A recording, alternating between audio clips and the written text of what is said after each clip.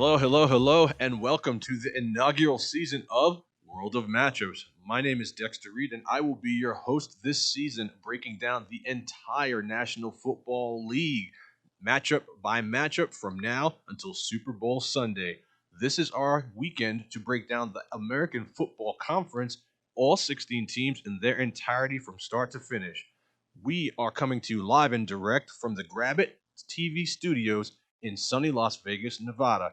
To my right is my producer, Spencer the Wiz. Spencer, say hello to the people. What's going on, everybody? All right, and we are going to get going. First thing I want to mention before we break down these teams is that we've got two major things happening in the NFL right now that are going to be really pertinent to what happens on the field. Number one is COVID. We are no strangers to the virus and how it has decimated life in America and what it has done to professional sports. And the National Football League has got some protocols in place about fines that they're going to be handing out to teams for unvaccinated players. This is definitely something to watch, whether you are betting on football, in fantasy football, or just a lover of the sport altogether, like myself. Another thing that has come out this week that you definitely want to keep your eyes on is taunting penalties and how Commissioner Roger Goodell has set some new protocols in place for the fines that are going to be handed out and the flags that are going to be thrown for taunting. They are definitely making the National Football League the no fun league. Let's start with the breakdown. Baltimore Ravens, the ruthless Ravens. This is a great team that always seems to not meet the expectations that I set for them. Lamar, we all know how great Lamar is. We all know he's going to get paid. But is this guy a true winner or is he just a lot of stats? I remember watching the playoff game versus the Buffalo Bills last year. To me, they were the better team and they got steamrolled. What is it about this team that makes it so they just can't seem to get over the hump? They are built to win now. In my mind, they are a Super Bowl or bust team. How do you let your left tackle, Orlando Brown, 24-year-old stud, go to an AFC division rival? That just doesn't make any sense to me. What were you possibly thinking about when you made this move for a downgrade at left tackle? Your left tackle is supposed to be the quarterback's best friend, not his grandpa.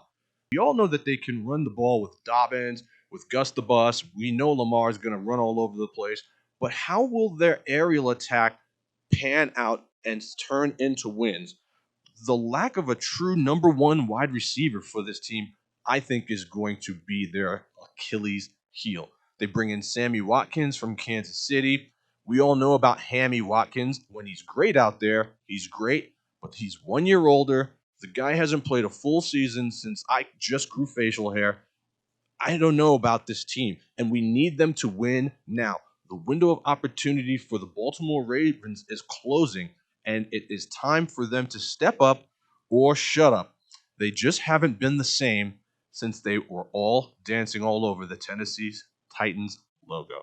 Next, the Buffalo Bills. Nobody circles the wagons like the Bills. I love the ascension of Josh Allen. I love Sean McDermott.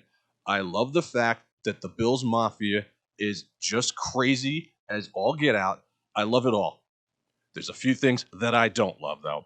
I don't love Zach Moss. I don't love Devin Singletary. This is a team that is an absolute need of a solid running back who can stretch the field, who can have guys have to stack the box. They absolutely need it. Now, that could be Josh Allen for that team, and it has been. 500 yards on the ground and 6 touchdowns is a given for him every single year, but they absolutely are missing that, and I think it's the type of thing that will hold them back from taking that next step.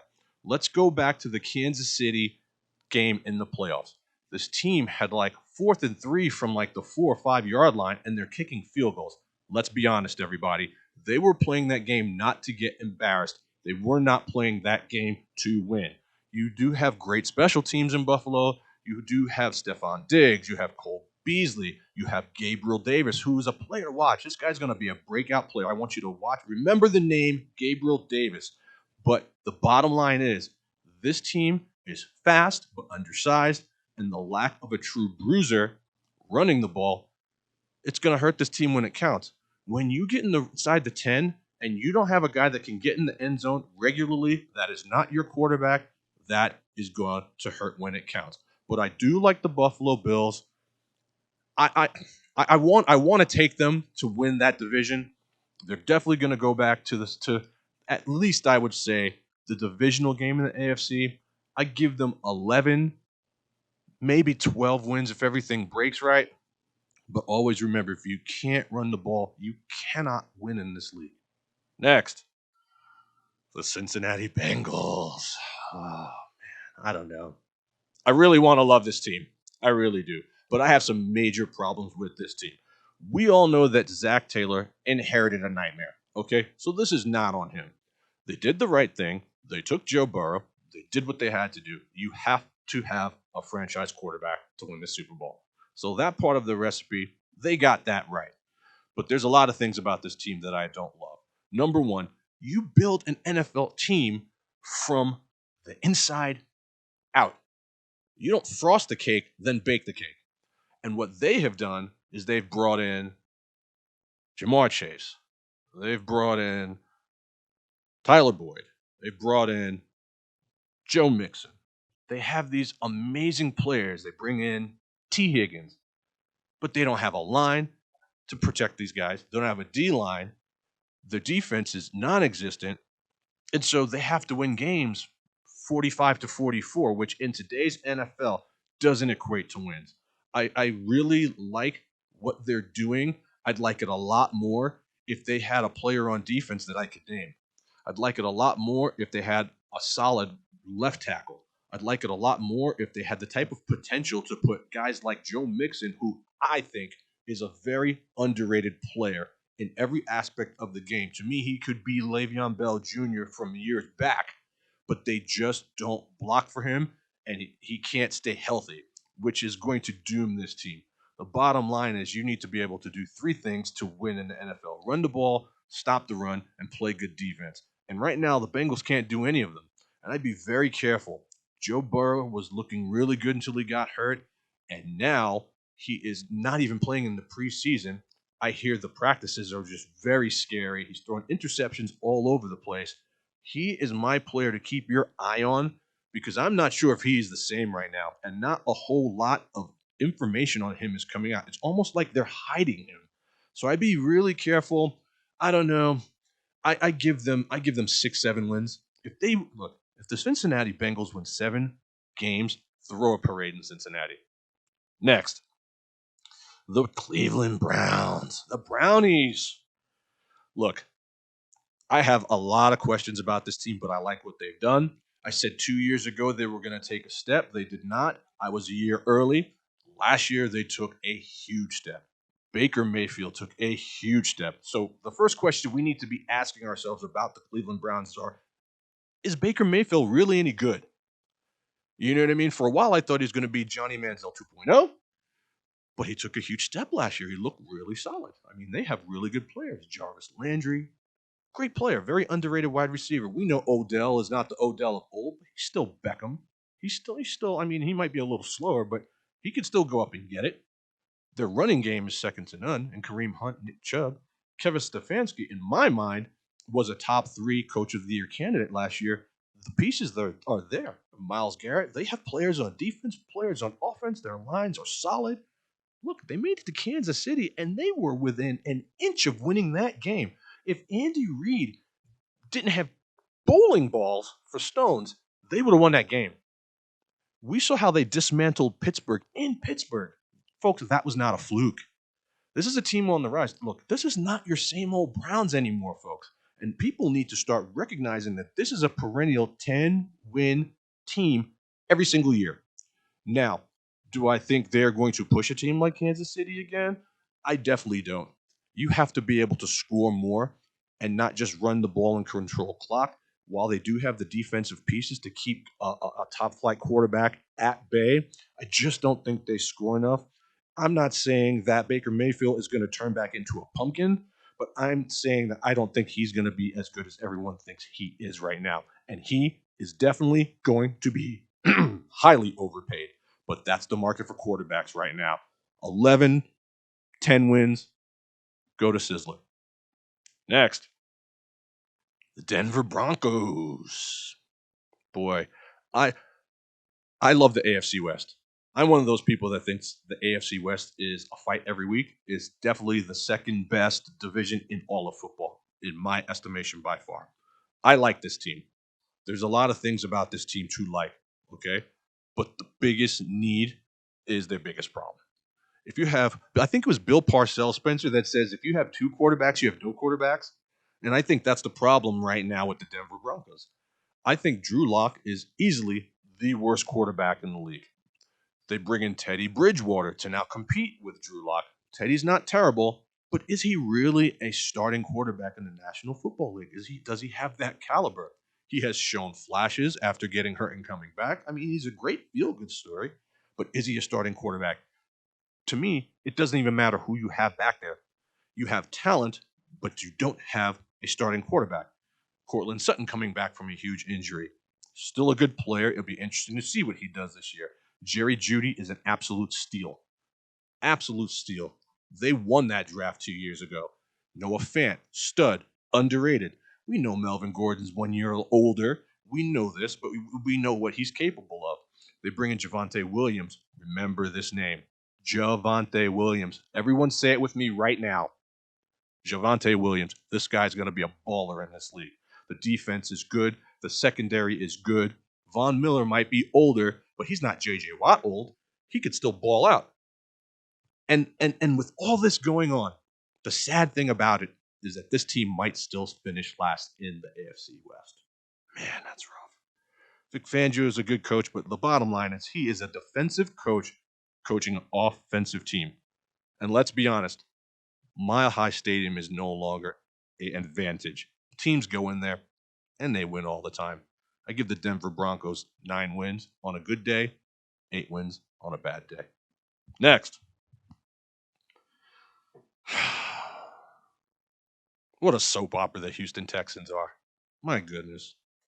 I'm not going to really talk too much about the soap opera that's happening with Deshaun Watson. If you don't know by now, you probably don't know much about the National Football League.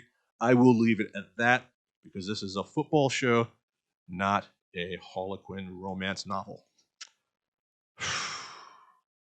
They do have some weapons, though, but a lot of the things that they have done makes zero sense. I will start them off by saying Bill O'Brien is the absolute worst coach and general manager to ever disgrace the National Football League. And it's an absolute shame what he has done to get rid of players and run players off this once proud franchise. That was in the playoffs. It's horrifying. He should be publicly caned and shamed. Look, you lose J.J. Watt. You give away Deshaun, well, not Deshaun, DeAndre Hopkins for like nothing. Like they gave him away for a pepperoni pizza. It just makes no sense. They have a million running backs for absolutely no reason. Why do you need Mark Ingram? Why do you need Philip Lindsay? Why do you need David Johnson? Why do you need all these running backs? Why? Your starting quarterback right now is Tyrod Taylor, who had his lung punctured last year. I mean, you have Brandon Cooks, who I think Brandon Cooks as a number one for them will be good because they're going to be down in a lot of games. So he'll have the stats, but there won't be very many wins in Houston.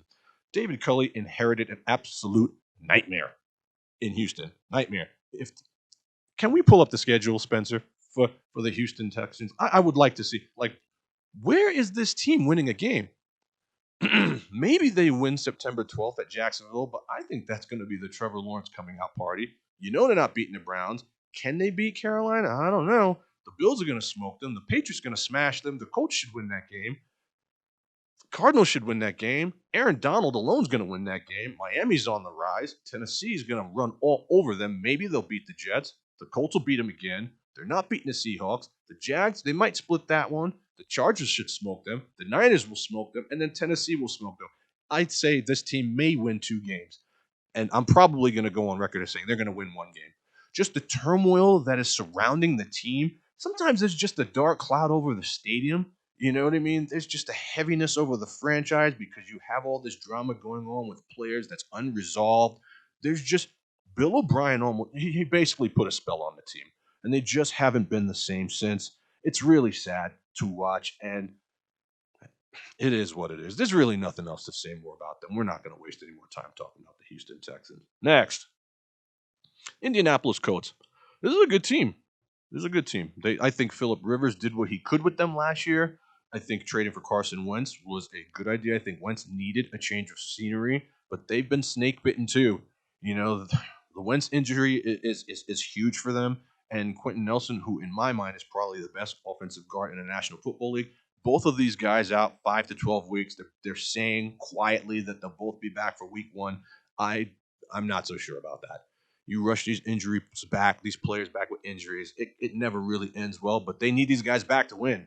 Every single snap, every single minute, every single game in the National Football League, it matters. And so they're going to probably rush these guys back. There wasn't a worse quarterback in the National Football League last year than Carson Wentz. I will not back off that. He's trying to resurrect his career. He knows this is it. They don't have really anybody behind him. Jacob Eason, this guy was like a high school coach a couple of years ago. I mean, they absolutely got to have it. But it's not all bad. Frank Reich is a good coach. He was in the running for Coach of the Year. Let's not forget that. Jonathan Taylor is an absolute beast. He's the next great bruising running back in the NFL.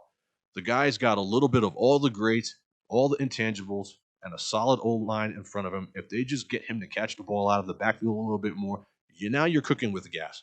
Jonathan Taylor, remember this name. 5, 6, 7 years from now, the guy's going to be a stud. He's only 22. All right? Pittman, Michael Pittman, another great wide receiver. We know T.Y. Hilton's 4,000 years old. We know that the Paris Campbells and the Zach Pascals, they've got a lot of ancillary pieces, but they've got a good team. They've got a decent O-line. I mean, a decent defense. O-line is solid. This is a make or break season for Wentz, though. That's just the bottom line. If Carson Wentz is bad, they'll be bad. If Carson Wentz is average, they'll be average. If Carson Wentz is good, they're going to go to the playoffs and make some noise. This is a team that no one really gives a whole lot of respect to. And I don't know why, because they're a solid team. On defense, losing Justin Houston will hurt, but it won't hurt to the tune of a number of wins. I give them double-digit wins. I give them 10 wins. Schedule's a little tough out the gate, but like everything else, it's about injuries. And if Jonathan Taylor gets warm and can control the clock, they're going to be just fine. Watch out for the Indianapolis Colts. They're not the scrubs that you think they are. Next, the Jacksonville Jaguars. They did what they had to do. You take the golden boy. You get Trevor Lawrence in there. And the one thing I really love about what Urban Meyer is doing here is that they're giving him the Manning treatment. I don't understand why guys they draft these golden boy quarterbacks and they don't let them just go out there and take their lumps. Now look, I understand you're not trying to get your Porsche into an accident, but how are these guys going to learn?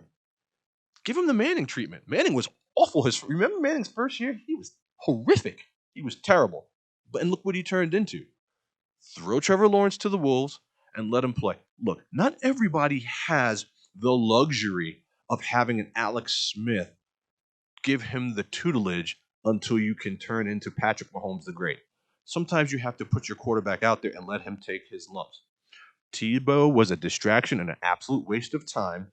I just don't understand why people keep doing this with Tebow. And I am a Tim Tebow lover. Just enough. Guy, dude, your career is over. Okay? That him being released by the Jaguars, and let's get down to business now.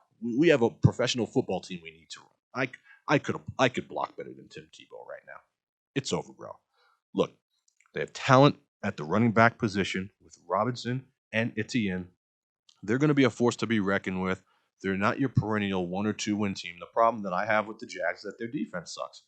Every time I think about the Jacksonville Jaguars defense, I just keep seeing Derrick Henry stiff arm the entire team into oblivion for a 99-yard run. And you're going to see a lot of that this year.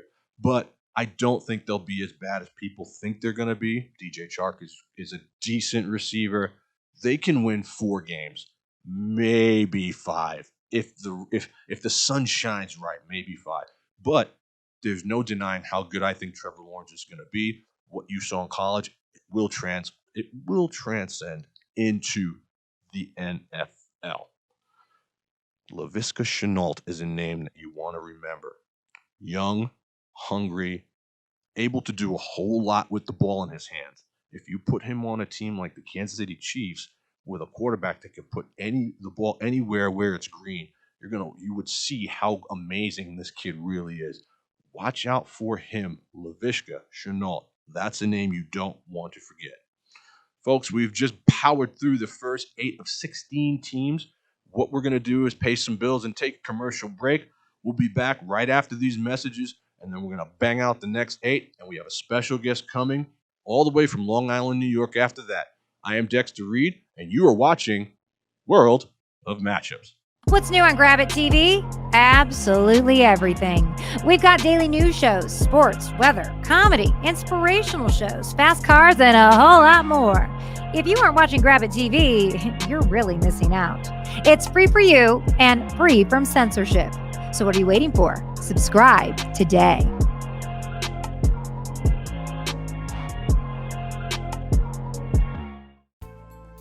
LadyLikeClothing.com is a Las Vegas, locally owned women's boutique created to cater to women who want to look their best without compromising comfort and quality.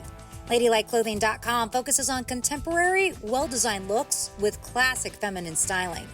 Ladylike Clothing wants to help you build a wardrobe you'll love with beautiful, functional pieces that are never overdone and always ladylike. Shop online today at LadyLikeClothing.com. Welcome back to World of Matchups. Before we continue, let's pay some bills. Are you looking to buy or sell your home in Las Vegas or Henderson, Nevada? Alex Ganem with Vegas Strong Real Estate Group, a brokerage with a cause, can assist you with achieving all your real estate needs. With 15 plus years of experience, Alex Ganem is a recipient of several client service awards along with a top-notch selling and buying technique to get you the most for your home and the best value for your new purchase. Call Alex Ganem at Vegas Strong Real Estate Group at 702-786-4553. Again, that's 702-786-4553. Vegas Strong Real Estate Group. We are one city, one brokerage, one dream. All right, we are back to the breakdown. Let's get started with the last 8 teams of the AFC, starting with the Kansas City Chiefs. Oh, the Kansas City Chiefs. Andy Reid gives me headaches. Andy Reid gives everybody headaches, but Andy Reid is a good coach. Why? Because they found a way to get the golden boy of the National Football League, Mr. Patrick Mahomes, too. Look, it's very simple. This team got embarrassed in the Super Bowl. It was horrific. There was a lot of drama surrounding the team with Andy Reid's kid and the DUI that took place, and they had to take that to the Super Bowl. They were down their tackles. There was no way they were winning that game, even though a lot of us out there were hopeful. What happens? Brett Veach spins his magic. They get the cap right. They draft right. They rebuild. They bring back COVID players who decided to sit out, and all of a sudden, Mahomes has a fortress. A couple things about the Kansas City Chiefs you definitely want to keep an eye on, as we all expect them to find their way back, not only to the AFC Championship, but they're my pick to go back to the Super Bowl again, and I think they're going to have a rematch with the Tampa Bay Buccaneers. But as I digress, that's later on. Let's talk about them. So they rebuild the O-line. They draft Creed Humphrey, Trey Smith, and Lucas Niang comes back as he sat out from the COVID protocol. Now, a rebuilt O-line like this can be tricky because there's a lot of gelling that needs to take place. Think about just a bunch of basketball stars being put on other teams. You see this happen a lot, the quote-unquote super team, and it doesn't just work out right away. So there's going to be some gelling. That's why I'm not going to put this offensive line very high until we see what they can do.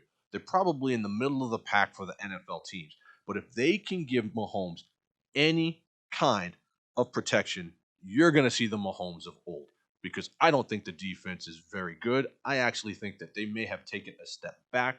There's a lot of craziness surrounding Frank Clark and a Uzi 9mm. We don't know if he's going to be there. DeAndre Baker got hurt. We do have some potential studs in Snead. There's a contract thing that's going on with Tyrann Mathieu. There's a lot happening right now besides football. And I always say when there's other stuff besides what's most important happening, there tends to be some hiccups that happen in the season. Now, the bottom line is they've got Mahomes. It's like a golden ticket. Mahomes is like a get-out-of-jail-free card. Patrick Mahomes is good for 3 wins every single year, just by himself. And so the one thing we need to remember about this team is that they are battle-tested. They're bend but don't break.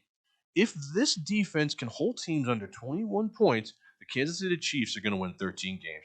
I don't care how hard their schedule is. The Super Bowl or bust team of the National Football League this year is the Kansas City Chiefs. Mahomes' contract is going to kick in. Veterans are going to leave. It's going to be almost impossible to sign anybody because nobody's going to have any money. This is it. The window of opportunity is right now. People were talking about the Chiefs like they were some dynasty, and then they got their doors blown off in the Super Bowl. They are hungry to take it back. The time is now, though. After this, it's going to be Mahomes, the Stars, and the Scrubs. Eric Bieniemy has a potential to go to another team. As I don't even know why this guy has not gotten a coaching job in the NFL. When you look at some of the other coaches who are in the NFL, what I would love to see is Andy Reid retire and Eric Bieniemy step up to HC. But we can all dream. The bottom line is that this marriage of Mahomes and Andy Reid is probably the best in the National Football League, and they have got talent all over the field. Watch out for a guy named Byron Pringle. Doesn't get a lot of love on the Chiefs, but this guy has talent. Punt returner, kick returner, big third down guy. Everyone wants to talk about Tyreek. Everybody wants to talk about the ascension of McCall Hardman. We know what these guys can do, but they have got some bullets in the holster that they aren't using. Watch out for Byron Pringle. Watch out for CEH. A rebuilt offensive line is not just about the quarterback. It's about the running back, too. And I think you're going to see big seasons from a lot of these guys. Next. The Raiders. Well, first of all, you want me to say it, don't you? The Raiders. The Las Vegas Raiders. Wow. So this team has a brand new stadium. They call it the Darth Vader Zone or something like that. I haven't been in it yet. Have you been in it, Spencer? It's tremendous looking. I actually have been. I went for the UNLV football games. I got some media passes for their beautiful stadium. It is really an unbelievable stadium, and it's going to cost you $1 million to go see a game there, basically. So, first off, John Gruden. Is this guy a good coach? I really want guys. Email me at World of Matchups at Outlook.com, and please let me know if you think John Gruden is a good coach, because I'm not so sure he's a good coach. I think he was better in the booth than he is on the field. He got $1 bazillion. I mean, who gives a coach this kind of money? I think he won a Super Bowl with Tony Dungy's team. I'll never back off that. But he does some things to me that make absolutely no sense. And this is a talented team. I think Derek Carr gets a lot of flack. I think Derek Carr is more than a serviceable quarterback. You saw flashes last year of Derek Carr not only managing games, but going out and winning games. When they went to Kansas City and they punched the Chiefs in the mouth, that's a huge statement win. That's a victory that you can really hang your hat on and build. The problem with the Raiders is that their defense is terrible and they really don't address it. Can someone tell me why you go get a guy like Kenyon Drake to come in when you have Josh Jacobs and you really don't use him?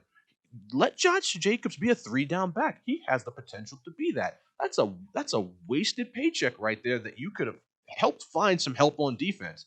The reason they lose games is because they can't hold leads and they just don't have the offensive personnel to score 30 or 40 or however many points it's going to take to outscore somebody. And in the AFC West, with the Chargers and the Chiefs, that's what it's going to take to win. Now, I think the Raiders are a better team on the road than they are at home. They were 2-5 at home last year, but they won some big games on the road. They beat the Browns in their building last year. A lot of people forget that. They are not as bad as people think. And I think that the Raiders can win 9 games. If they had a defense, I'd give them 12 games. Now, they don't have scrubs on defense. Mad Max is good. Arnett's good. These guys all have good years, but I don't understand the pieces and how they put together these teams. Losing Nelson Aguilar will definitely hurt, for sure. But they just don't have enough to outscore teams. I love Darren Waller. I love Darren Waller. If you're watching, please come on the show. I'm actually going to write a letter to the stadium, and I got to have this guy on. I love his story. I love a good feel-good story. I love a good comeback story. Dude, 3-4 years ago, nobody knew who Darren Waller was. This year, he could be tight end 1 for the NFL. humongous. He has the potential to catch 100 balls. Darren Waller is the offense. He is the offense. Darren Waller's good for two wins this year. Right now, if you don't know anything about Darren Waller, go to NFL.com and look at his game versus the Jets late in the year last year. It looked like he was Jerry Rice out there. The Raiders are going to have to do everything to keep this guy. I think he's only 28. They have good things going on for them. But without a solid defense, they're going to be in big, big trouble. And I think it's time for them to identify themselves as who they are and stop drafting to try to be someone else. They draft Henry Ruggs to kind of be their Tyreek Hill. They get Darren Waller to try to kind of be their Travis Kelce. You know what I mean? Like, be the Raiders. Be the Raiders, not someone else. Because it's going to take you being who you are, being the smash mouth, punishing, powerful football team to get these kind of wins when you don't have a defense that can stop anybody, especially not on third down. I'll give them 9 wins, and I think it's going to be a great season. Las Vegas is pretty excited to have fans in. I think the vaccination protocol is going to be a little tough. I don't know how everything's going to kind of go there. They play week 1 at home versus Baltimore. You know, I mean, Lamar Jackson, last time I checked, is not vaccinated. I mean, I don't know this information verbatim, but I'm pretty sure he's not. Meanwhile, the stands have to be filled with vaccinated people. Can somebody make this make sense for me? Anyway, I digress. There's a huge nightclub and bar in the end zone. I mean, the Raiders are doing what they need to do. But know that if you're going to go watch a game there, you might need to take out a third mortgage on your house. Next, the Los Angeles Chargers. I really like this team. I've always liked this team, and I like them even more now that they've drafted Justin Herbert out of Oregon. I've seen this guy play. There was actually a game here at Sam Boyd Stadium when he was in his senior year. I forgot what bowl it was. It was one of those crusty bowls, you know, like not the Fiesta Bowl or like the Taco Bell Bowl or something. But they played the Bisons or the Broncos, of Boise State, and they got their doors blown off. But he played pretty well, and I never thought that he would be as good as he is in the NFL. Franchise quarterback, it's what you got to have. I've said it once, I've said it a million times. You got to have a franchise quarterback, and he blew up last year. Everyone was like, who is this kid? 6'6", big, strong, mobile, good arm. He's going to be around for a while. And I think people need to start taking notice because they've got weapons around him. Keenan Allen, nobody runs better routes. I know he's older, but he's solid. Austin Eckler is just a pain in the neck to have to deal with. That guy gives linebackers fits. Their defense is always solid. This is a good team. They rarely get blown out. And I'm going to go on record right now as saying that they're going to be a serious threat to the Kansas City Chiefs. I know their schedule is not the hardest, but it's not the easiest either. They got rid of Anthony Lynn, who was a cancer to that team. Never in my life have I seen a team be up so many games only to lose them. Never in my life have I seen so many games lost by 3 points or less. Getting him out was like ridding the team of a cancer. And Anthony Lynn is a good coach, but sometimes it just doesn't fit. And when it doesn't fit, it doesn't matter how much you like the shoe, it doesn't fit. You need a new size, and they got a new size. Brandon Staley inherited a gem. I give them 11 wins. I think they're going to make the playoffs. I think the ascending of Justin Herbert is going to be huge. New stadium. I mean, it's a shiny new toy. I know a lot of people don't like to give the Chargers a whole lot of love because they moved around, sharing stadiums, yada yada. Dean Spanos killed the Chargers. Yada, yada. Look, we got to stop living in the past. This is a brand new Los Angeles team. We got to show them some love. I like what they're doing. I'd be a little scared if I was the rest of the AFC West. I really would be. Next, Miami Dolphins. I was just talking to Spencer about this team. I like them. A lot of people don't like them, but I like them. I'm a Tua fan. I know Tua had a bad year last year. Look, sometimes you have to hold a guy's hand a little longer before it happens. Not everyone's just going to be Mahomes. Not everyone's going to just be Justin Herbert. Not everyone's going to be Lamar. I think the jury is still out on Tua. And I think he is surrounded by a lot of good players.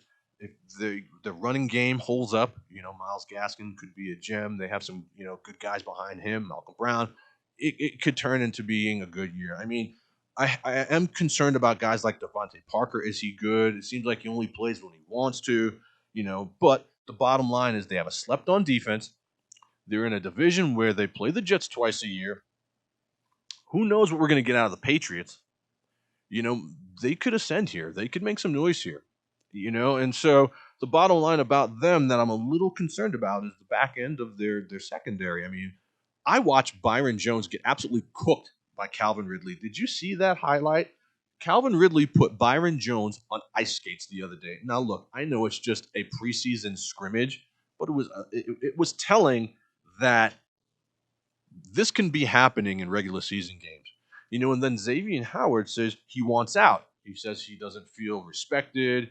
He says he doesn't feel paid the way he's supposed to be paid. He says he feels like he's better than the other cornerbacks and safeties on the team, yada, yada, yada. Again, all of a sudden, dark clouds over Miami. But I think if they could find a way to keep everybody happy and fix all that, this could be a team that wins 9 or 10 games.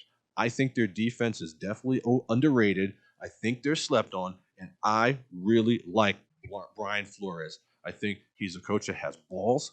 I think he's making a name for himself, and I think the rest of the East needs to be put on notice because they're a good team. It's all about it coming together for Tua, and I wouldn't give up on him yet. Miami, watch out for them. Next, the team y'all love to hate. The team I love to hate.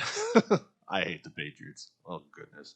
But I got a lot of Patriots fans. And look, the bottom line is you have to respect the pedigree. You know what I mean? Don't hate the player, hate the game. They've done some things that we know weren't, on the level. But there is no denying their Super Bowl wins. And while they only won 7 games last year, I think they were 7-9 or 9-7. Can you check that for me, please, Spencer? The bottom line is Bill Belichick is still there.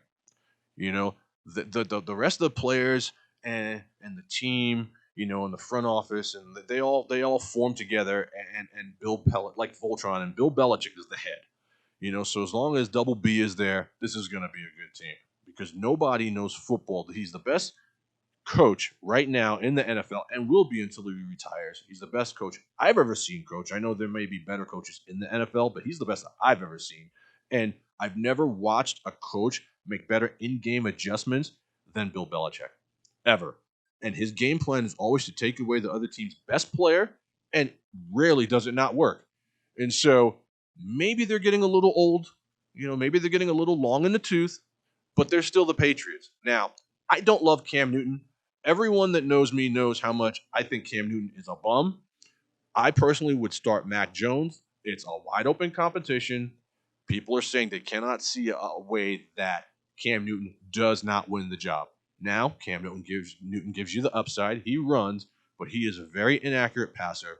Is there a worse receiving core forget the AFC, in the NFL? I couldn't even tell you who their receivers are. I know they brought Aguilar over from the Raiders, but is that it? The double tight end set that they're trying to run, like Gronk and pre-Jail Hernandez, with these new guys, Henry and Jonnu Smith. Who knows if it'll work? Both of them are injured. N'Keal Harry might be the worst wide receiver in that draft class. When you think about the wide receivers, Spencer, that were in that draft class, and then you see N'Keal Harry sandwiched between them, it just makes you want to lose your lunch.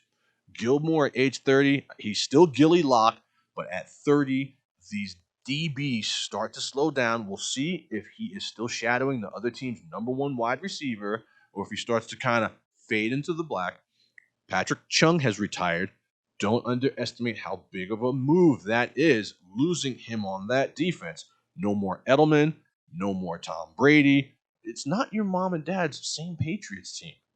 It's something else. But at the end of the day, it's still Bill Belichick.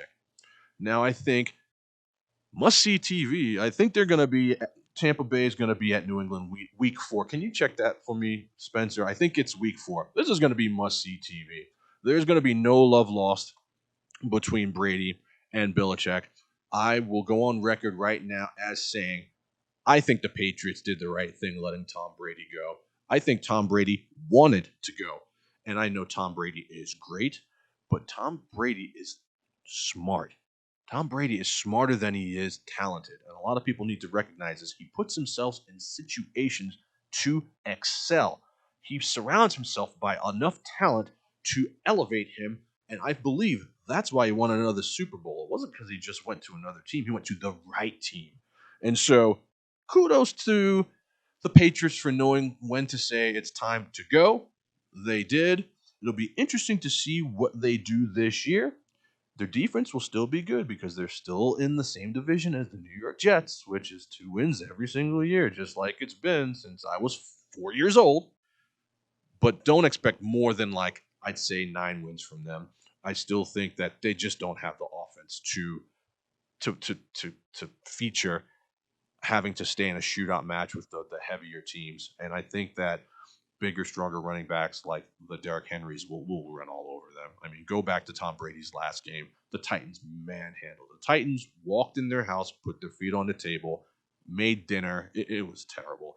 And at that moment, when that last pass by Brady got batted and it was run back, I think it was Logan Thomas, or his time in New England was over at that point. Look out for them, though. I just wanted to quickly tell you, just to check back on that information. Yes, week 4, they are visiting the New England Patriots, and last year the Patriots were 7-9. 7-9. Copy that. Spencer the Wiz bringing the heat. Let's move on to Jets. I'm from New York. If you've ever been to New York and you haven't been to a Jet game, you're not from New York. Even if you're a Giant fan, they share a stadium. It's like there's nothing like it. I mean, back when I was younger and wild, there's nothing like it. I mean, I know there are some amazing tailgates popping off. I know Green Bay is great. I've been there. I know Kansas City is great. I've been there. I know the Bills Mafia is fantastic. But Jet games are something to behold. The sad thing about the Jets is that they don't really have much to root for. I mean, they've been perennially bad for a while since Fireman Ed said, I'm done with this nonsense and not even going to games very much anymore. It's been a nightmare, and that's a far cry from the Jet team that beat the Patriots in Foxborough, however many years ago that was. But they're trying. They go and they poach defensive coordinator Robert Saleh from the San Francisco 49ers. I think this is a good move, but I think he needs to calm down and stop trying to be Mr. New York. And if you know anything about some of the stuff that he's been doing prior to, getting these guys into camp, going to Madison Square Garden in limos and having police escorts. Look, bro, you're not the mayor of New York. You're the coach of the Jets. Calm down. Now, they go out and they draft Golden Boy Zach Wilson. This is what you have to do. No problems there. Without a starting quarterback, who's going to lead your franchise for at least 7-8 years? You're not going anywhere. I like Zach Wilson. You know what I mean? I wish his mom would calm down. And if you don't know what I'm talking about, go check out her Instagram. But they do the right thing and they get Zach Wilson. I think Sam Darnold got a raw deal. I don't think Sam Darnold was a bad quarterback. I actually am expecting him to excel in Carolina with the weapons and the things that they're putting around him. But that's the NFC, and that's for next week. But shout out, Sam Darnold. I don't think he was the bum everyone thinks he was. They draft well, which they should. I mean, they had all these high picks. I mean, could you have any higher picks than the Jets? They're awful every single year. I like Michael Carter. He's going to be in the mix. He's going to be the lead back. Don't believe anything you're hearing about anything else. This guy's going to be good. Elijah Moore, he's going to be running around out there like Mighty Mouse. He's going to be a good player, But these guys got some injuries right now already. They lost Carl Lawson to, Achilles injury a couple days ago. Backup Zane Lewis is now gone. And the bottom line is that, they're going to play teams that can score. Can you pull up the Jets schedule for me, Spencer? I want to take a look at that and see who they're playing. Let's see how many wins we can find. The bottom line with the Jets is that this team is going to have to win games 9-6 because it can't score. And if you can't score in the National Football League, you can't win. But they do have good players, So they open at Carolina right off the bat. That's going to be the Sam Darnold game. I can't give them that game. You know what I mean? The Titans, Derrick Henry's going to steamroll that team. They could beat the Bengals. If Joe Burrow's not right, that's going to be a Cincinnati loss. They're not going to beat Miami. I don't know they're going to beat the Saints. We know they're not beating Tampa. They're not going to beat the Patriots. In the Mercedes-Benz Superdome versus the Falcons, that's a loss. Indianapolis, that's a loss. Will they beat Houston? I don't know. They're not beating Miami. They're not beating Buffalo. They're not beating Denver. They're not beating the Patriots. They're not beating the Bills. The Eagles, I don't know if they're going to beat the Eagles. They might beat the Jaguars. 2 wins. 2 wins. Go bet the under on the Jets, folks. Take out a second mortgage and do it. There's going to be a lot of growing pains in New York, but they're still the Jets. Next. Steel City, Pittsburgh Steelers. The last time I was watching this team, they were getting their doors blown off. My wife and I were looking at each other that Sunday night like, I cannot believe that Cleveland is destroying this team right now. It was very sad to watch, and I know a lot of people lost money on that game. But I know a lot of people won money on that game because a lot of people were in on the Browns and have been like I have been. So the black and blue division, anytime you get rivals like this, they know each other a lot. They hate each other. There's nothing but fireworks. So they've reloaded after getting smoked by the Browns. Okay, Tomlin is a G. Okay, I was saying, Mike Tomlin, if you're watching, I apologize. I just want to say that right now because I was calling for your head a couple years ago and I was wrong. After thinking it through, anybody that can live through the soap opera that was Le'Veon Bell and Antonio Brown, dude, deserves a medal. Give this guy a cookie. He stood in there. They've won Super Bowls. The pedigree is great.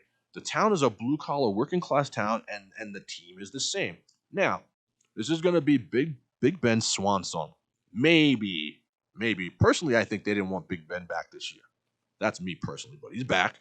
Okay, if you listen to interviews about how they talk about Big Ben, it's not very resounding. It's just kind of the same with Jimmy Grapes. It's not very resounding. He's our quarterback and we're ready to go. You're not hearing none of that. You know what I mean? They're going to let him fade to black. So if he can hold up, they'll have a good year. The problem is that their offensive line has been decimated. David DeCastro is gone. It's just, I think, 3 or 4 of their starters last year, they're gone. And so if Big Ben goes down, it's a wrap.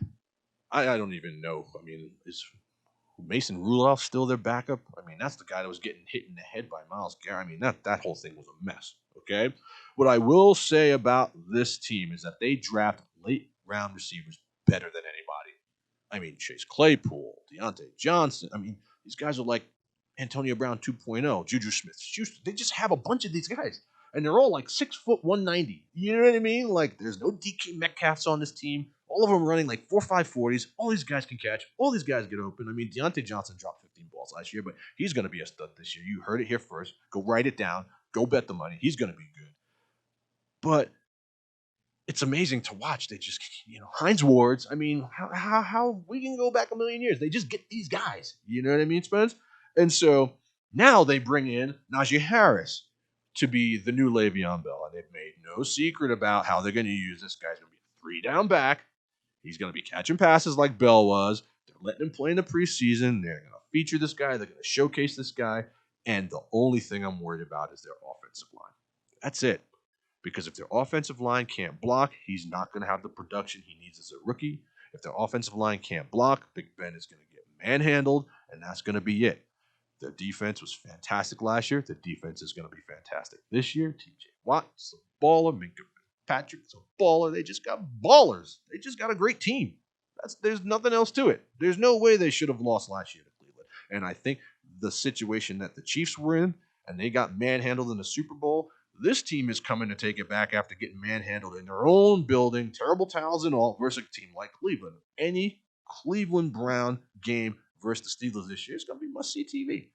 And so watch out for the Steelers. I still think they're a potent team. I still think they can make some noise. I give them 10 wins and maybe 10 or 11 wins if everything breaks right with Najee Harris. This guy, you remember this name. He's one of those players that is going to be known just by his name. LeBron, Najee. He's going to be one of those guys. I mean, go look at go on YouTube right now and just type in Najee Harris, Najee. It's just touchdown after touchdown after touchdown after touchdown after touchdown. And then after touchdown after touchdown after touchdown. It's just, the guy just scored touchdowns at Alabama like it was going out of style. Now, I know this is the NFL, and schemes and blockings all got to be there, but don't sleep on this name. The guy's going to be good. I think he is going to walk into 1,400 total yards this year. And I would even bet on that. Take that, put it in your pipe, and smoke it. Next, Tennessee Titans. I love this team. I love it. And I love when they score. The guy's like, touchdown, Titans. Ladies and gentlemen, 94 yards. Touchdown, Titans. You know what I mean? Like, I love that. Like, Tennessee is one of those places I've always wanted to go. Anytime I meet people from Tennessee, they're just amazing people. You know, my wife's been there. She's like, it's just a great place. People are happy, you know, and they just love their Titans. And I think that their Titans are a couple pieces away from going to the Super Bowl, personally. Now, it takes a lot to beat a team like the Bills or the Chiefs in the playoffs, and you have to have home field advantage. But they've got something that no one else has. They have got a defensive end playing running back. No one's got that. That is, I mean, have you ever seen Derrick Henry? I mean, I'm a fairly big guy, like 6'1", 200 something pounds. You know what I mean? Like, Derrick Henry would make me look like a midget. And there's no better stiff arm in the NFL, and there is no offense that is centralized around one player more than the Tennessee Titans. Like, if anything happens to Derrick Henry, they're winning 3 games. It's just that simple. You know what I mean? They just don't have enough behind him. While I love Tannehill, and I love the fact that Miami slept on him and let him go, and now you're seeing the real Ryan Tannehill. I'm loving the fact that a guy like him got a second chance somewhere else, got a big fat contract. He deserves it. Go look at Ryan Tannehill's numbers Go look at Ryan Tannehill, his numbers, and Patrick Mahomes' numbers over the last 20 games. You're going to fall out of your chair. You literally, you're going to spit out whatever you're drinking right now. They're almost the same. He is the most slept on quarterback in the entire NFL. And so you've got a decent quarterback. A.J. Brown is a stud. You bring in Julio, who, you know, okay, maybe he's 32 and maybe he doesn't have something else in the tank, but it's Julio. Julio Jones. I mean, the guy is a beast.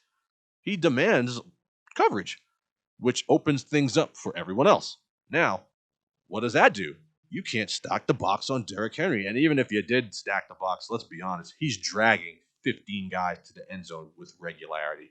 I mean, every time I say Derrick Henry, I just see this guy's just that guy in Buffalo, I forget who it was. He just pushed him like a child, the guy flying through the air.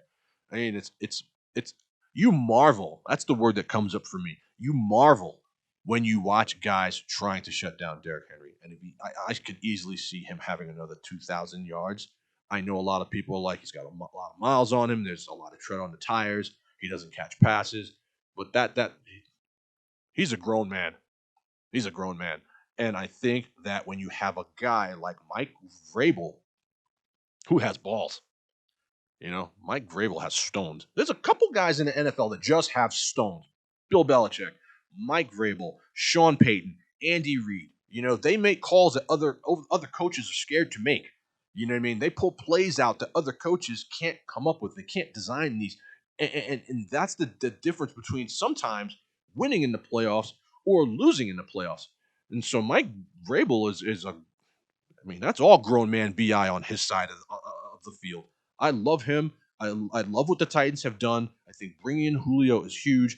I just don't think they have enough because their defense is a dumpster fire. And there's just not enough balance. And without the balance, they're going to only win so much. But I do like them. I give them 10 wins.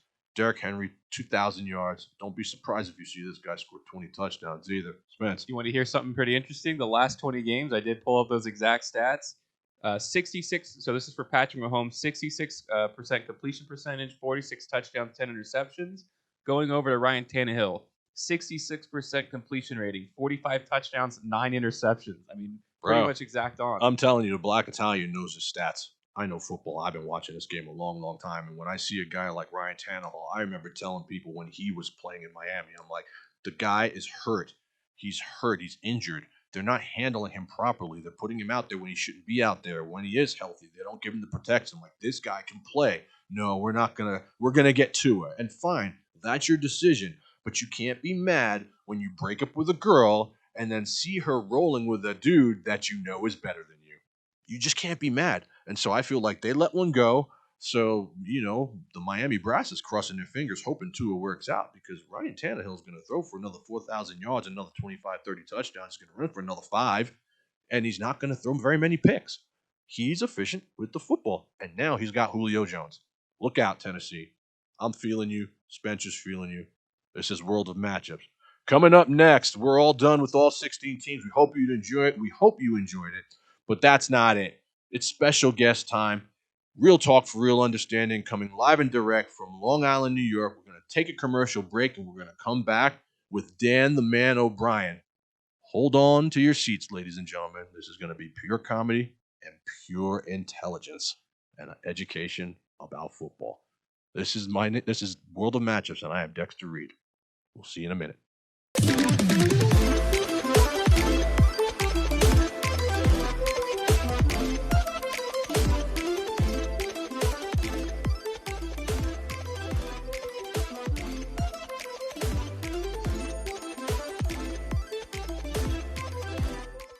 All right, welcome back to World of Matchups. My name is Dexter Reed, and this is the time of the show that I love the best when we bring in special guests and power panels to talk about football.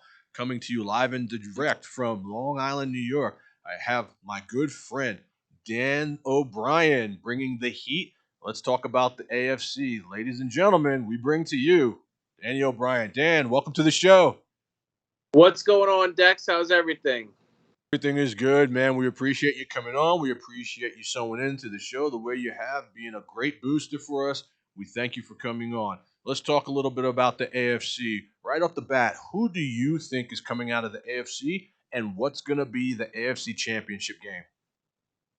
Right now, the AFC, I really like, and they're a dark horse and people sleeping on them. I like Tennessee. I like Tannehill. He's a sleeper, bro. People sleep on Tannehill. Look at the stats from last year. He was a top quarterback last year. I mean, I was just saying the same thing. They brought in Dupree for that defense. Be careful. Tennessee's gonna catch on some people sleeping. That's for sure. We just ended the last segment waxing poetic about how much we love Tennessee. A lot of people won't think so because they don't think Tannehill is a quarterback that can do it. I think the thing that may stop them is the fact that their defense is not very good, but they are a sleeper. What do you think the AFC Championship game is going to be? Is it going to be Right now, no one circles the wagons like the Buffalo Bills. The championship game is going to be in Buffalo. I mean, that offense going off script. Was lights out last year. Lights out. Yeah, Danny going off script. I like that. These are ballsy picks, and I like them. As you know, how I love Kansas City. I can't see them not getting back as long as they protect Mahomes. The problem I have with Buffalo is, again, like when you look at Buffalo and how they went out in the playoffs. You know what I mean? The immaturity, it came out at the end of the game. Guys were throwing balls and throwing shots at Mahomes, and the offensive line was fighting. And there was a couple times in that game where they were in the red zone and they'd settle for field goals on the road. You cannot settle for field goals on the road. In Kansas City, you have to go for the touchdown. And maybe that's on McDermott. I just don't think they have enough just yet. But I like the pick. It's been a long time since there's been an AFC Championship game in Buffalo. You imagine end of January in Buffalo. It'll be insane. The fans will be out of control in Buffalo. It'll be a tough place to win an AFC Championship game. I'll tell you that. That'd be a really hard place to win. And if everything goes the way it looks like it's been going, it'll be a full stadium and it'll be about 4,000 degrees below zero. I like the pick. Exactly. I like people that don't go with the regular narrative because, as you know, the NFL rarely does what we think it's going to do. And injuries happen, which change the whole landscape, of everything. Let's talk about who you think the most valuable player is going to be in this year's NFL. Ooh, most valuable player this year. I mean, Derrick Henry had a good year last year, but I can't see him, coming back to that level. I like Herbert, but he's not ready yet. I mean, if the Chiefs can protect Mahomes, and I think that's the biggest question this year, can the Chiefs protect Mahomes? You have a whole new line. If you do that, he's the best player in the NFL. He's the MVP. Yeah, I'm going away from Mahomes this year, and no one loves Patrick Mahomes more than I do. I mean, Whoa! This is breaking news. Breaking I know news. I know. Chiefs Kingdom, don't come for my head, okay? I'm coming to you as a broadcaster with zero agenda. So please don't toilet paper and egg my house. But I think that this year's MVP is going to be Josh Allen.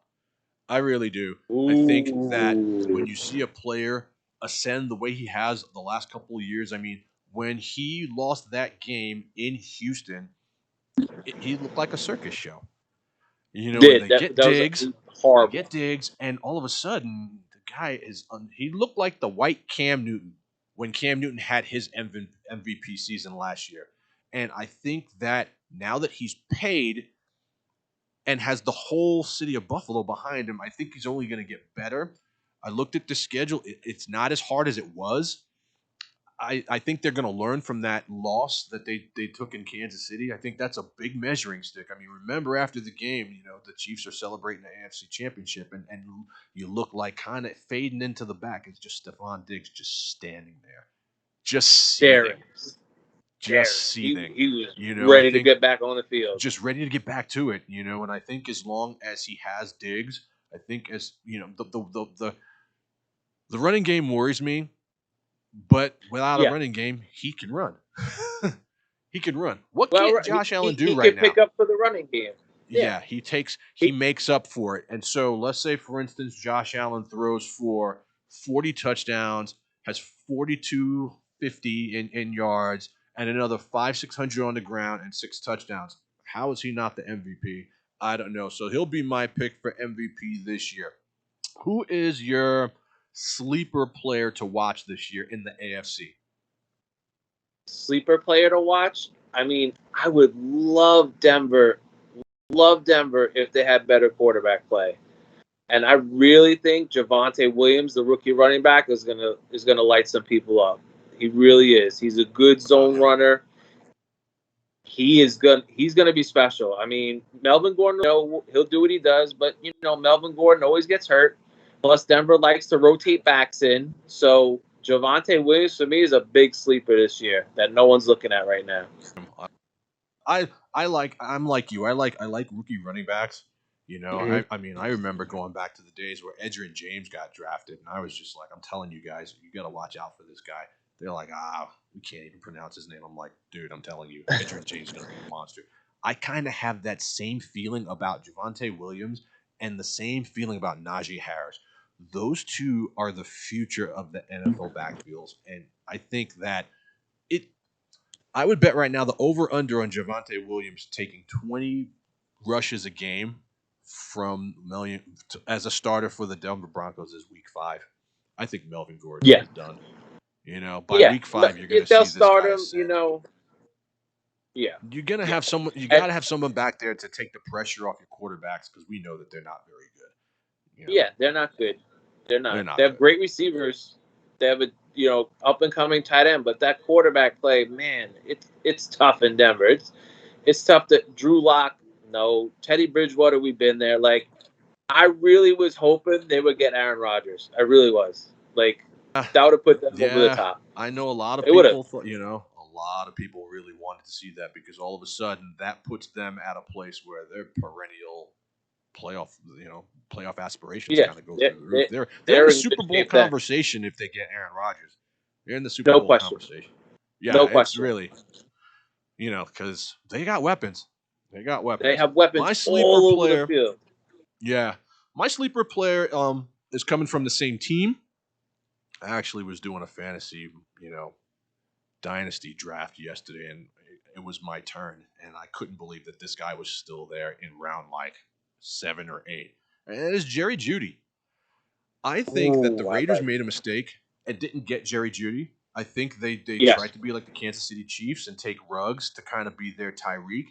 And while all of those Alabama receivers are just studs, I mean, we all know how great they were, I think they missed.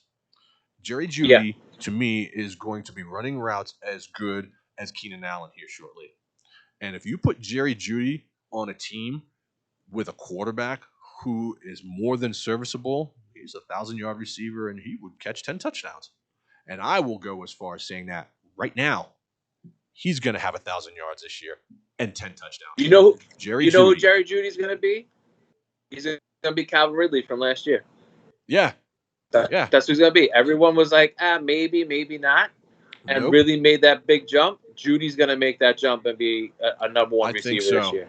I think so. Yeah. I think people are forgetting about Jerry Judy. I think, although like Cortland Sutton's coming back, and Sutton's a very good receiver, but, you're coming back from injury. Sometimes it takes a while to kind of get things going. Again, you're not dealing with very prolific quarterbacks. Your talent's going to have to outshine your quarterback's arm. And I'm not so sure that Cortland Sutton can do that, but I know that Jerry Judy can do that.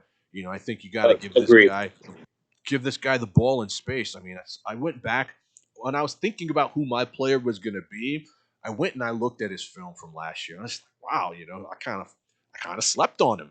You know what I mean? Well, like, I'm an AFC fan, so I always want to kind of know, based off my team, what the other teams are doing, and I'm like, who's the next guy to break out? And I'm just like, how do they not give this guy 10 targets a game? Yeah, so they worked him in really slow last year. Slowly. Like, really slow. Really and then slowly. Near the end of the year, he started to pick up a little bit, but he's going to make that jump this year. You can feel that one coming, without a doubt.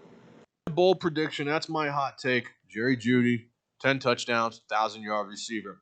Let's talk about the Cleveland Browns. How do you feel about the dog pound this year, where they're going with specifically, how do you feel about Baker Mayfield? Baker Mayfield's playing for a contract, so he's got to get the job done. I mean, this is it. I mean, they were in the game against, Kansas City. But again, can Baker Mayfield make the big play? That's always what it comes down to Mayfield. He makes decent throws. He makes decent runs. Their running game, probably best 1-2 punch with Chubb and Hunt. They're going to do what they do.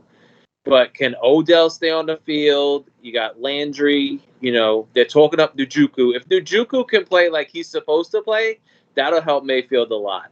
But I personally am not sold on Mayfield. I'm not. Yeah. The jury is out. When you said that about having to make the big play, it took my mind to the Super Bowl 2 years ago where, the Niners are on the ropes, but there's that one last gasp to pull it out. And Jimmy G makes that bomb. He throws that bomb and he overthrows the guy. If he catches that he hits pass, that guy. If he hits that guy, what happens if he catches that? If he makes the throw, the Niners win that game. Trey Lance doesn't get drafted in San Francisco. No one's calling Jimmy G a bum. No one's calling him overrated. The Niners win. You see what I mean? Like the game of football is such a game of inches. And I think what you're saying with Baker is, can he make that throw? Can he make that Can big he make play? that throw? Because the bottom line is, in order to get that big contract 9 out of 10 times, it comes down to, did you make those 1 or 2 plays? That's really what it boils down to. Did you make that winning play for your team? When the team needed you, were you able to make that big play? There's a lot of overpaid quarterbacks who are living off of a big play. They made that big play. And I think Joe Flacco was great for that. Yeah. I think you're Joe correct. Flacco made $100 million off of a couple big throws. Look at that. Look at that run. I mean, we all know Mahomes was getting paid regardless. But look at that run that Mahomes had versus the Titans, where he just would not be denied. And when that happened, I turned to my wife and I said $500 million. Yeah, I mean, that's $500 million. Anyone else in the Houston game, anyone else in that Houston game, it was over. And everyone's like, it's not over. And all of a sudden, boom, boom, boom, they're back in and they took the lead. Like, Mahomes, you feel like you're always in the game. I think Baker Mayfield always going to make a play. Yeah. I think Mayfield has another level. I'm not the biggest Mayfield fan. I like the team. He's got another level. This is a make or break year for him. And like you said, he's playing for a contract. We're about to end, but I want to finish up by talking. It would be wrong of us not to talk about Lamar Jackson because Lamar. This is a Lamar league. You and I both have friends that are huge Ravens fans who wax poetic about them like they've won the Super Bowl recently and like they are this unbeatable force. And I like the Ravens, but I think there's a couple things that need to happen. There's a couple things that need to happen this year before we even get into Lamar. One is we need to see Lamar win a playoff game. Yes. 2, the Denver Broncos have to beat the Kansas City Chiefs. They cannot go 0-13 versus Kansas City Chiefs. I don't care what happens. If you have to go suit up John Elway to come out, you have to beat the Kansas City Chiefs this year. If you're the Denver Broncos and you want to take that next step.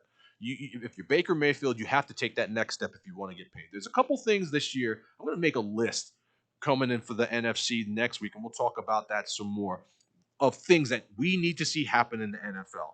And I think Lamar Jackson is got to, if he's going to be put in the category of top 5, which I see regularly, some places he's even number 1. This guy has to win. This guy has to win a playoff game. And I'd like to see this guy throw 30 touchdowns. Yeah, right What do you there. think? Right there. Right there, what you just said. I need to see Lamar Jackson make throws. Like, we all know Lamar Jackson can rush for 150 yards and 3 touchdowns. You know, that's guaranteed. But can Lamar Jackson hit Marquez Brown? Can Lamar Jackson bring up Bateman, the rookie, this year and make him look good? You know, he's got to make plays as a quarterback, not as a running back. As we talk about a lot, me and you and a couple other guys, Lamar Jackson plays more running back than he does quarterback. Like, he's out and running. Boom. Pocket collapse. Boom, I'm running. Hearing from Coach how they're going to open it up. We heard this last year. They start waxing poetic about he can throw. We're going to open it up. It's not just going to be underneath to Mark Andrews, who by the way, passed out in practice this week. So shout out and prayers to Mark Andrews. You know, like, we're going to see, they bring in Bateman, and now Bateman is hurt. So like, is it going to be, and then Hammy Watkins is out. They are trying to surround him with the pieces. Guys are injured, but the bottom line is I got to see the ball in the air. They're paying you to be a quarterback. And let's talk about running. Let's talk about running quarterbacks in the last 10, 15, 20 years. Randall Cunningham, all stats, no rings. Michael Vick, all stats, no rings. Josh Allen's the first really running. Well, he's more of a quarterback that can run. Mahomes, he's a quarterback that can run. You know what I mean? Yeah. But like, this guy's first instinct, if the pocket breaks down, is to take off. And granted, he's going to get 15 in a first down, but like, it hasn't equated to wins. And if you're a quarterback that wants to be a franchise quarterback, you cannot just be stats and ask for Mahomes money, ask for Josh Allen money, and he's going to get it. Like when you saw that contract that Josh Allen got, like Baker Mayfield and Lamar were like texting, like, you about to get paid, son. You know what I mean? Like we're going to get paid. No doubt. They're getting paid. This. But I think the biggest question mark in the NFL this year will be, can Baltimore get it done? Can we know they're going to do it in the regular season. They'll probably win the division or finish top 2. But when they get to the playoffs, what are they going to do? Every year in the playoffs, they melt. They fold. They fold don't like lose. Like, they get beat down, and it's like, it's not even a game. It's over at halftime. It's embarrassing. Like, I mean, every time I think about them playing in the playoffs, they fall apart. Have you ever, like, Spence, have you ever even seen a team that is just not the same when they have to play from a double-digit lead? They just cannot play without a lead. And I really want to like them. And I think that this year, Kansas City goes there week 2. That's going to be our week 2 game of the week here at World of Matchups. Just a little foreshadowing for you guys who love to watch football. There's going to be a fantastic power panel for that game as well. And that's going to be a very telling game because the Chiefs have not lost in that stadium. And I'm not sure which way I'm going to go on that game. But Patrick Mahomes absolutely torches the Baltimore secondary. I mean, it's not even fair. And I think that if that happens again, it's a lot to ask Lamar to be this one-man show and win these kind of games. But he's losing these kind of games to teams that aren't the Chiefs. Right. Yeah. It's kind of scary to think that, okay, here comes Derrick Henry into Baltimore again. Here comes Patrick Mahomes into Baltimore again. Even I haven't seen Lamar step up. Like, I have not seen Lamar step up in a big game spot. In a big spot, and beat I that have not guy. seen Lamar step up I haven't at all. seen it. Yeah. All right, man. Well, it's been good Absolutely. talking to you. Listen, we appreciate you coming on the show. World of Matches would not be the same without people like you. We look forward to having you on the show again. God bless you. You Thank stay you. safe, man, and we'll talk to you soon. Ladies and gentlemen, from All right. Long Island, New York, today's guest, Dan O'Brien. Give him a slow Thank you, clap. Dex. Talk to you. Thank you. All You right, did. everybody. That's today's show. We thank you for watching. We look forward to bringing you some hardcore content on the NFC next week when we break down every single team for the National Football Conference of the National Football League. Before we head out, we want to remind you to follow us and like us on social media at World of Matchups, Instagram, Twitter, Facebook, and find our page on YouTube and subscribe. Smash the subscribe button so you'll keep up to date with all our content and all our shows. We want to again thank our sponsor for today, Mr. Alexander Ganem of Vegas Strong Real Estate Group. Again, if you are looking to buy or sell, 702-786-4553. This is the person you want to call. The market is hot right now. Don't get left out. 702-786-4553. On behalf of Grab It TV, Spencer the Wiz to my right, I am Dexter Reed, and you are watching the most comprehensive and progressive, uncensored football television show to hit the big screen this season. Ladies and gentlemen, this is World of Matchups.